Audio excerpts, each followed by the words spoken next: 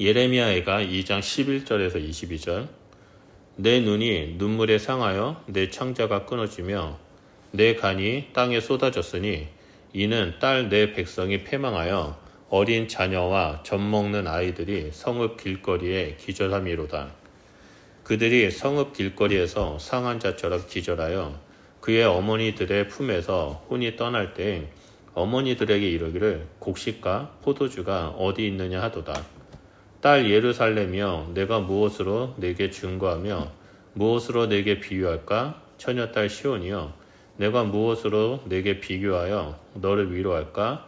너의 파괴됨이 바다같이 크니 누가 너를 고쳐줄소냐?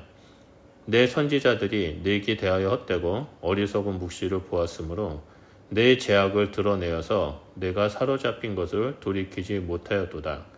그들이 거짓 경고와 미혹하게 할 것만 보았도다. 모든 지나가는 자들이 다 너를 향하여 박수치며 딸 예루살렘을 향하여 비웃고 머리를 흔들며 말하기를 온전한 영광이라. 모든 세상 사람들의 기쁨이라 일컫던 성이 이 성이냐 하며 내 모든 원수들은 너를 향하여 그들의 입을 벌리며 비웃고 이를 갈며 말하기를 우리가 그를 삼켰도다. 우리가 바라던 날이 가연 이날이라. 우리가 얻기도 하고 보기도 하였다 하도다. 여호와께서 이미 정하신 일을 행하시고 옛날에 명령하신 말씀을 다 이루셨으며 긍휼히 여기지 아니하시고 무너뜨리사 원수가 너로 말미암아 즐거워하게 하며 내 대적자들의 뿔로 높이 들리게 하셨도다. 그들의 마음이 주를 향하여 부르짖기를 딸 시온의 성벽아, 너는 밤낮으로 눈물을 강처럼 흘릴지어다. 스스로 쉬지 말고 내 눈동자를 쉬게 하지 말지어다. 초저녁에 일어나 부르짖을지어다. 내 마음을 주의 얼굴 앞에 물쏟듯 할지어다. 갓길 어귀에서 주저 기진한 내 어린 자녀들의 생명을 위하여 주를 향하여 손을 들지어다 하였도다. 여호와여, 보시옵소서. 주께서 누구에게 이같이 행하셨는지요. 여인들이 어찌 자기 열매 곧 그들이 낳은 아이들을 먹으며 제사장들과 선지자들이 어찌 주의 성소에서 죽임을 당하오리이까.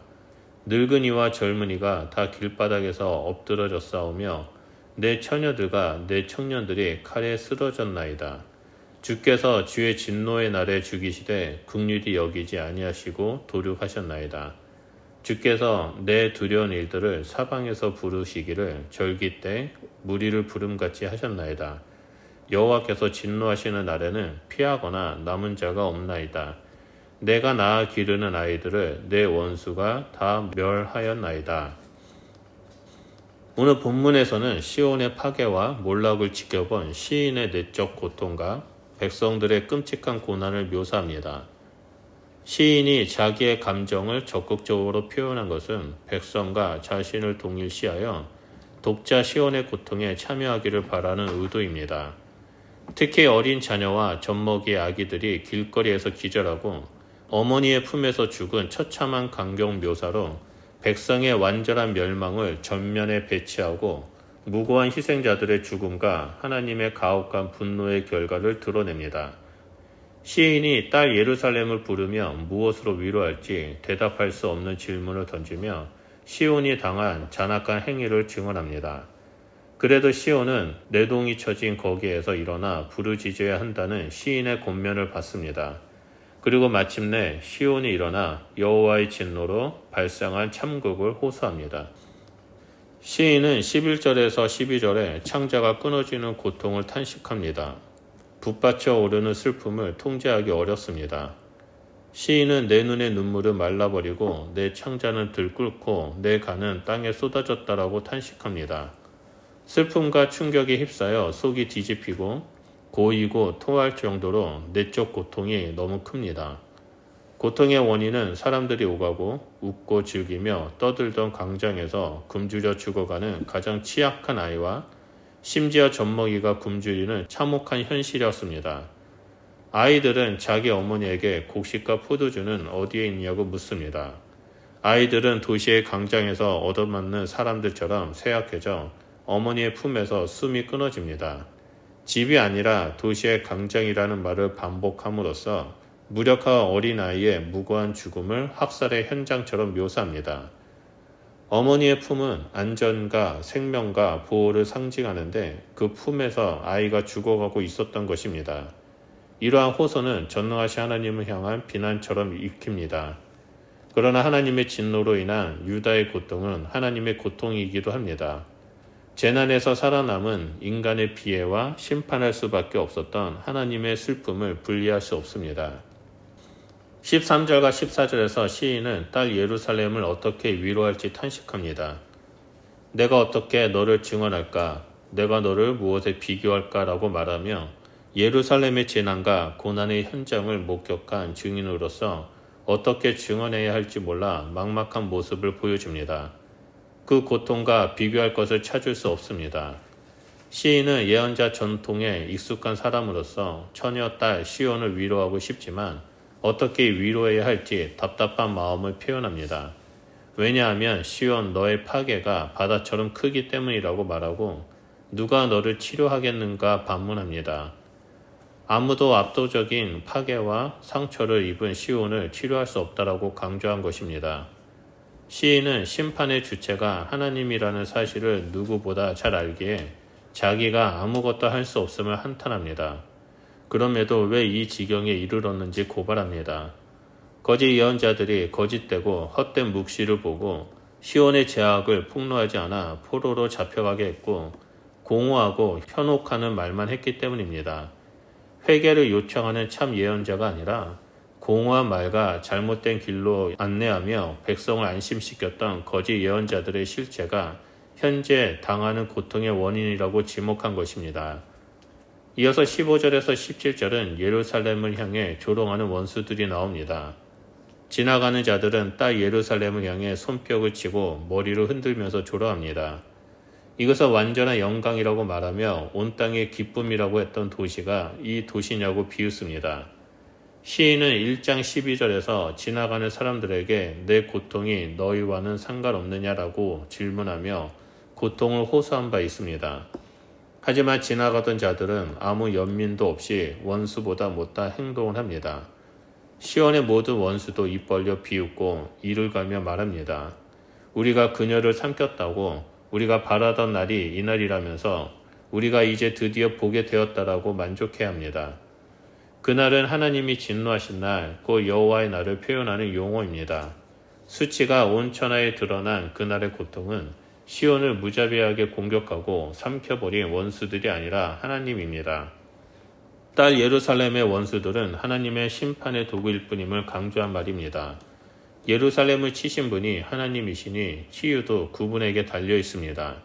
하지만 하나님 역시 시온의 슬픔과 근심에 동정심을 갖지 않으신 분으로 묘사합니다. 하나님은 이미 긍휼히 여기시지 않으시고 시온의 지도자들까지 욕보이셨습니다. 예루살렘의 대적을 웃게 하고 원수들의 힘을 강력하게 하셨습니다. 시인은 여호와가 이미 정하신 것을 행하신 것이고 옛적에 말씀하신 것이라고 말합니다. 결국 하나님의 모든 계획은 딸 시온의 참상에서 모조리 드러났습니다. 18절에서 시인은 잔인하고 혹독한 고통에 직면한 시온을 향해 일어나 부르짖으라고 호소합니다. 그들의 마음이 주를 향하여 부르짖기를 시작합니다. 시인은 딸 시온의 성벽을 호명하며 밤낮으로 눈물을 흘리고 쉬지 말고 눈에서 눈물이 그치지 않게 하라고 호소합니다. 잔혹한 현실과 절망적인 고통에 빠지게 하신 분이 하나님이지만 도움을 청해야 할 분도 하나님이십니다. 고통의 상처를 치유하기 위해 가만히 잠잠히 있지 말고 부르짖으며 무엇이든 하라는 뜻입니다.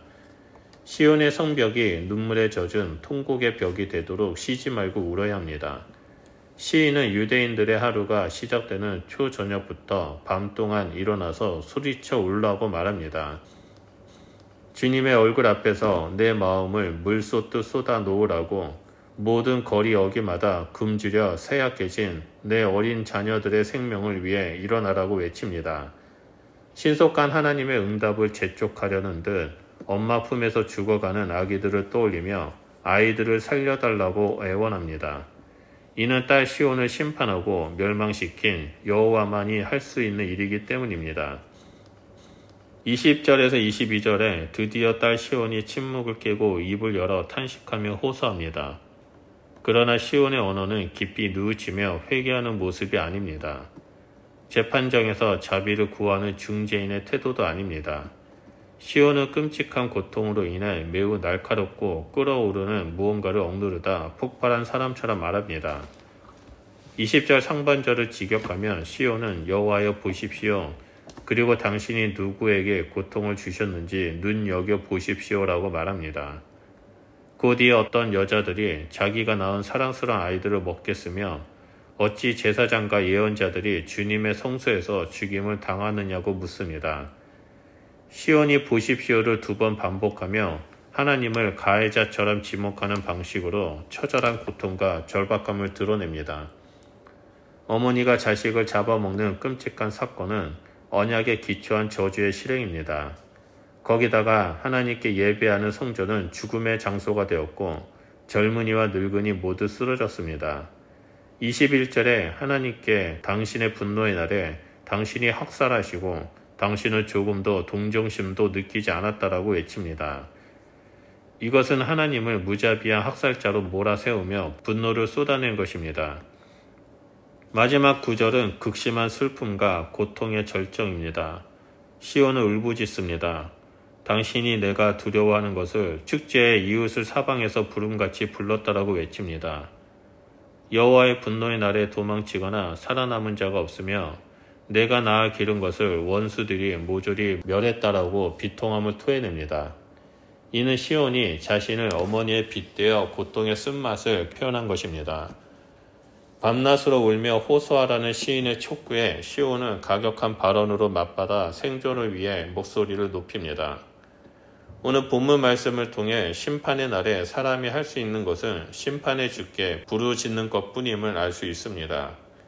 모든 소망이 끊어지고 처참하게 벌어질 때 의지할 것이 아무것도 남아있지 않는 최악의 순간에 원수들의 조롱과 비아냥만이 가득할 때 다시는 일어설 수 없을 듯한 순간에 생명의 끈이 끊어지지 않아 더욱 절망스러울 때 유일한 탈출구는 무엇인지 복음은 어디에서 시작되는지를 볼 수 있습니다. 본문에서 자녀를 잃은 어머니는 전부를 잃은 것과 다름없습니다. 내일에 살 소망을 잃고 위로할 수 없는 상실 속에 수치를 뒤집어 쓴 여인으로 시온을 비유합니다. 그 와중에도 심판하실지라도 바라봐야 할 분은 오직 하나님의 얼굴임을 강조합니다. 하나님 외에 다른 이름을 부를 수 없습니다. 하나님만이 유일한 진리이자 구원의 이름입니다. 그런데 이스라엘은 하나님의 언약을 따르지 않고 거짓된 예언과 경고를 따라 행했습니다. 진리이신 하나님 가운데 굳건히 서 있지 않았기에 거짓에 미혹되었습니다. 온전히 하나님의 뜻을 따르기보다 탐욕으로 인해 두 마음으로 나아가고 있다면 즉시 돌이켜야 합니다. 심판의 주인이신 하나님만이 심판을 거두실 수 있기 때문입니다. 심판 이후의 계획을 이루실 수 있는 분도 하나님이십니다. 보이는 모든 것이 폐허가 되었을지라도 하나님이 친히 손을 드셔서 회복할 수 있으시니 부르짖어 간구하는 자에게 구원이 있습니다. 참혹한 현실에서 절망한 것은 당연합니다. 그런 상황에서 하나님의 선하심을 믿고 부르짖는 것이 쉬운 일은 아니지만 그것이 유일한 변화의 가능성이라는 사실을 기억해야 합니다. 남은 것 없이 비참한 속에서조차 하나님의 얼굴을 구하는 이에게 새 일을 행하시는 분은 오직 하나님 한 분뿐입니다. 그렇기 때문에 우리는 평온과 기쁨 가운데 있든지 아니면 슬픔과 고통 가운데 있든지 오직 하나님의 얼굴을 구하고 믿음 가운데 굳건히 서 있는 자가 되어야 합니다. 하나님은 우리를 잊지 않으시고 긍휼을 베푸시며 선한 길로 인도하실 유일한 분이시기 때문입니다. 그러므로 날마다 길과 진리와 생명 대신 우리 주님만 바라보며 좌우로 치우치지 않고 표대를 향해 믿음의 길을 걸어가시는 주님의 백성이 되시기를 축복합니다. 기도하겠습니다. 하나님 감사합니다. 늘 우리 가운데 함께 하시고 우리 가운데 말씀하셔서 우리가 어느 방향으로 나아가야 하는지를 주님 끊임없이 말씀해 주셔서 감사드립니다. 하나님 마지막 때 세상이 하나님을 배격하고 하나님을 대적하며 하나님을 조롱하는 이 시대에 우리는 오직 하나님만을 믿고 따르는 자가 되겠습니다. 그래서 주님이 다시 오실 때 우리가 주님의 부름을 받아 어린 양의 혼인잔치에 들어가 하나님과 함께 평안함 가운데 쉼을 누리는 그러한 하나님의 거룩한 백성이 되기를 간절히 소원하오니 하나님 우리의 발걸음 인도하여 주시고 늘 함께하여 주시고 동행하여 주시고 역사하여 주시옵소서. 우리는 온전히 주님만을 따르겠습니다. 하나님 우리 가운데 동행하여 주시옵소서. 감사드리며 예수 그리스도 이름으로 기도드립니다. 아멘.